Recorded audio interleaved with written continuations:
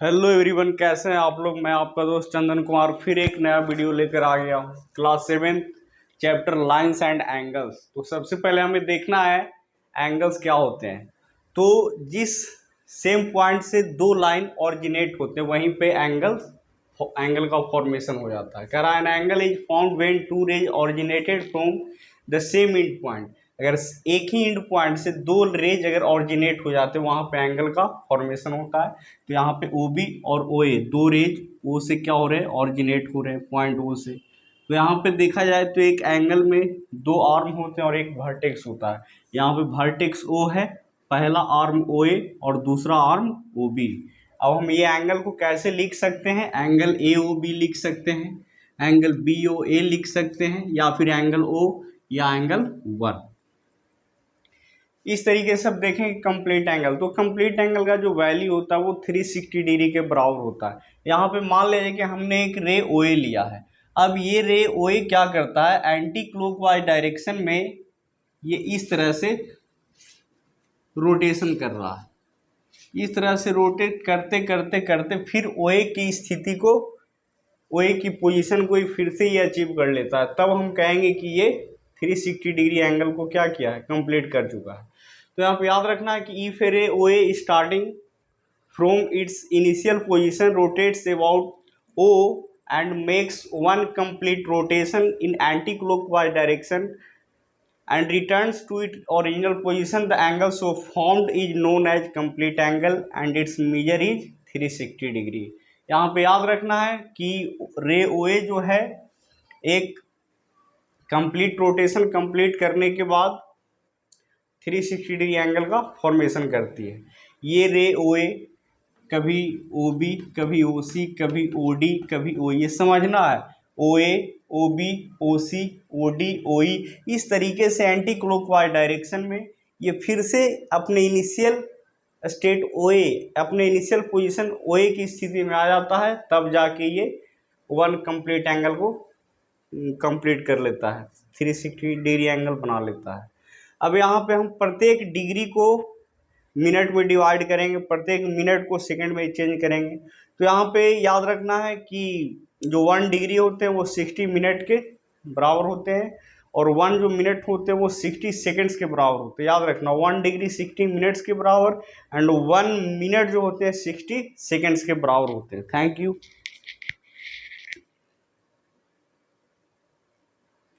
तो यहाँ पे कुछ एंगल्स के बारे में देखने वाले हैं। जैसे फर्स्ट है एक्यूट एंगल। तो जो एंगल एक्यूट एंगल जो होता है 0 डिग्री से बड़ा बट 90 डिग्री से छोटा। जो राइट एंगल होते हैं वो 90 डिग्री के बराबर होते हैं। यहाँ पे angle A O B is equal to 90 degree. Obtuse angle is greater than 90 degree but less than 180 degree. और यहाँ पे ये स्ट्रेट एंगल है। Straight angle, the value of straight angle is equal to 180 degree. ये straight angle होते हैं। In straight line की किसी एक पॉइंट के ऊपर जो एंगल बनता है उसे हम स्ट्रेट एंगल कहते हैं। यहाँ पे रिफ्लेक्स एंगल, तो रिफ्लेक्स एंगल जो होते हैं वो 180 डिग्री से बड़ा होते हैं बट 360 डिग्री से छोटा होता है। Reflex angle is greater then 180 degree but less then 360 degree. और यहाँ पे ये पैरेलल लाइंस है। तो हमें याद रखना है कि पैरेलल लाइंस को अगर हम दोनों साइड से इन्फिनिटली डिस्टेंस तक अगर बढ़ाएंगे तो ये कभी एक दूसरे को मीट नहीं कर पाएगा, कभी एक दूसरे को इंटरसेक्ट नहीं कर पाएगा।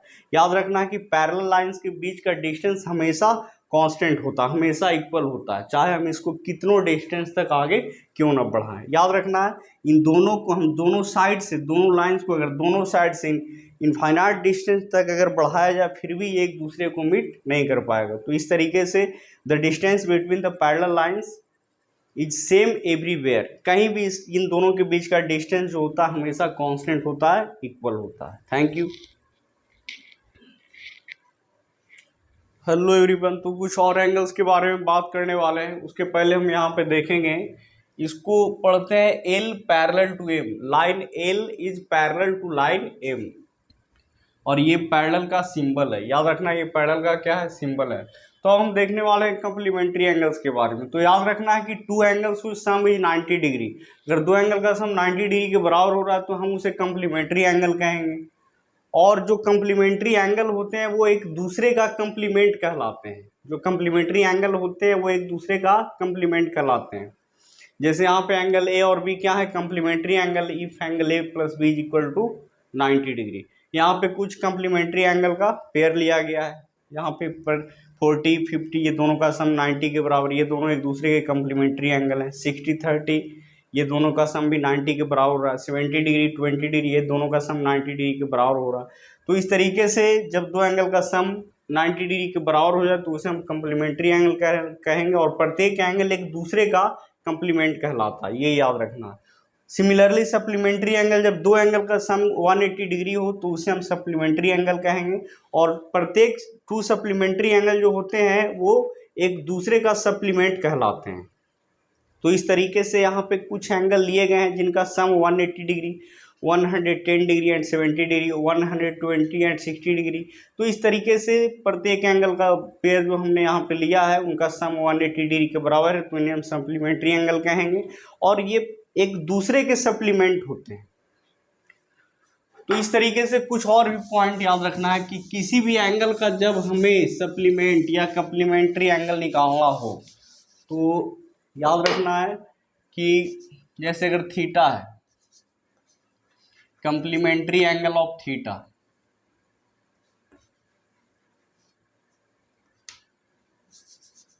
कंप्लीमेंट्री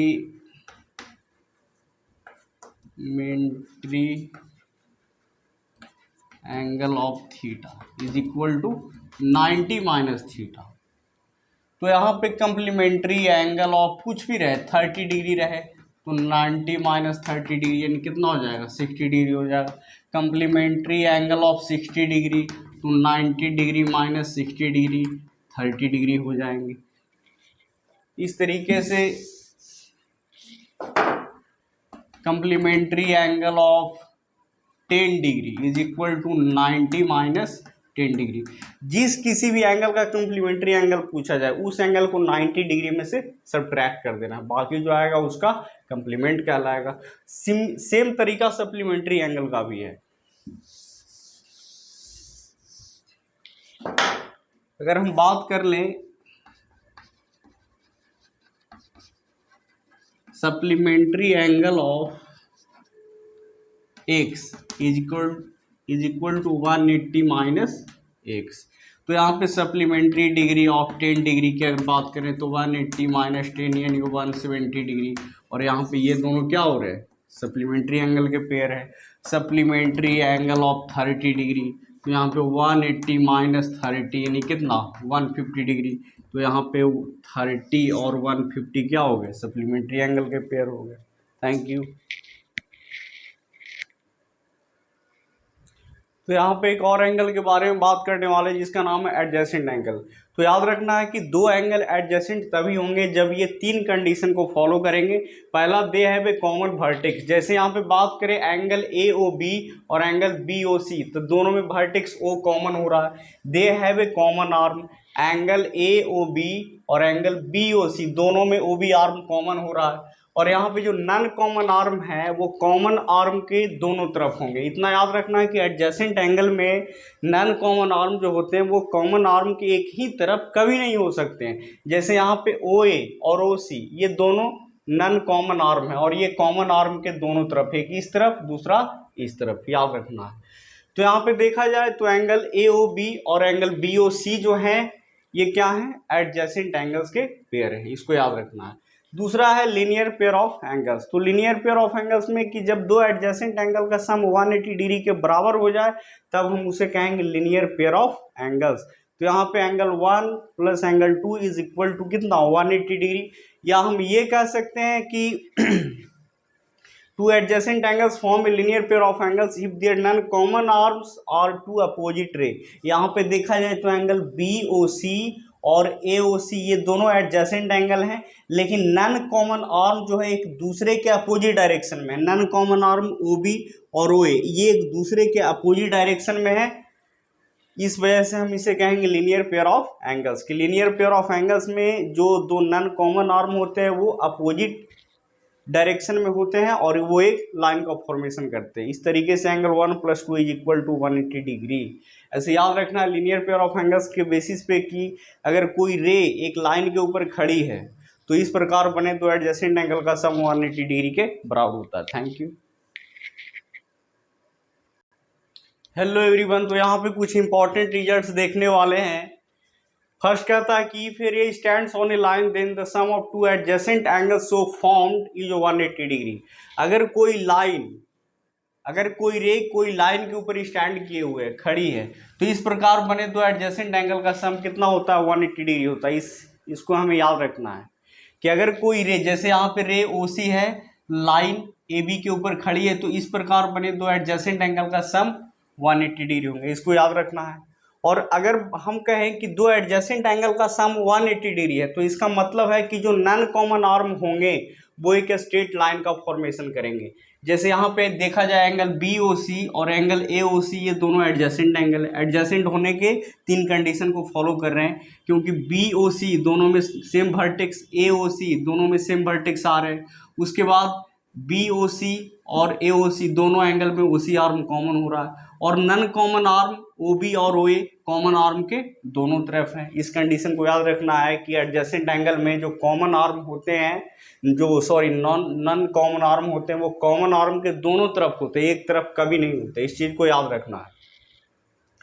और यहाँ पे याद रखना है कि अगर दो एडजेसेंट एंगल का सम 180 डिग्री के बराबर हो रहा है, तो इसका मतलब कि उन एडजेसेंट एंगल्स के जो नॉन कॉमन आर्म होंगे वो एक लाइन का फॉर्मेशन करेंगे। जैसे यहाँ पे angle A O C plus angle B O C = 180 degree दिया हुआ है, तो इसका मतलब कि O B, non common arm O B और ओ ए एक दूसरे के अपोजिट डायरेक्शन में होंगे, साथ ही साथ एक लाइन का फॉर्मेशन करेंगे। हम ये भी कह सकते हैं कि if angle A O C plus angle B O C = 180 degree then A O B is a line. तो इस तरीके से हमें याद रखना है। Thank you.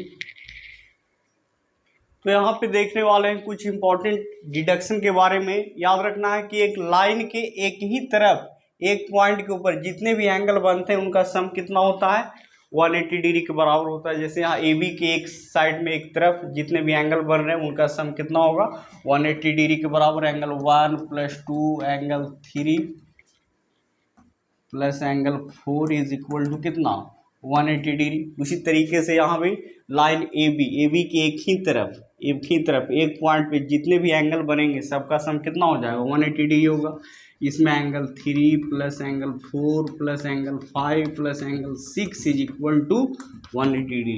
एक ये भी याद रखना है कि एक पॉइंट के चारों तरफ जो भी एंगल बनते हैं उनका सम 360 डिग्री के बराबर होता है। तो यहाँ पॉइंट ओ के चारों तरफ जितने भी एंगल बन रहे हैं सबका सम कितना होगा? 360 डिग्री के बराबर होंगे। हेलो एवरीवन, तो यहाँ पे हम देखने वाले हैं वर्टिकली अपोजिट एंगल्स के बारे में।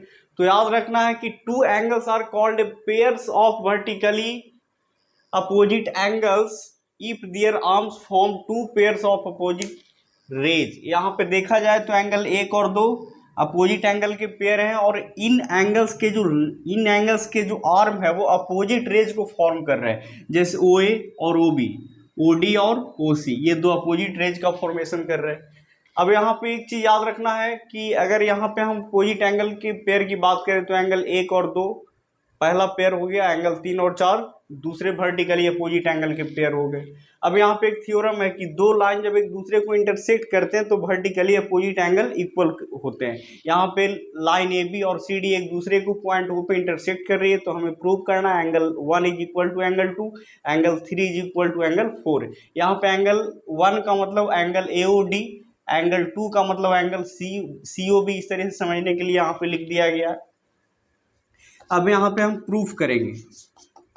तो प्रूफ में देखा जाए रे ओ डी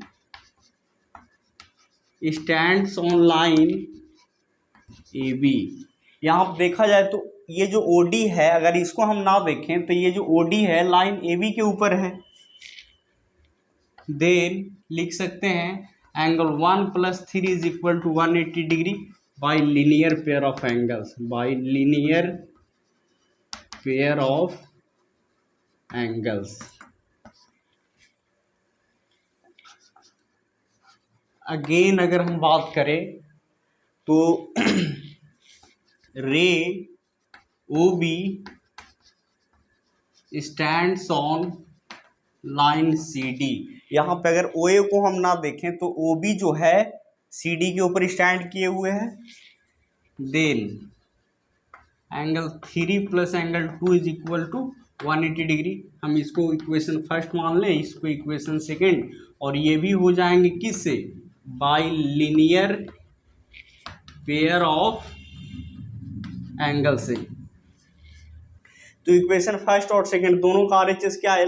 इक्वल है from equation first and second. Equation first and second से हमें क्या मिल जाएंगे? Angle 1 plus 3 is equal to angle 3 plus angle 2। तो यहाँ पे एंगल 3 से एंगल 3 का कैंसिलेशन हो जाएगा और angle 1 is equal to angle 2।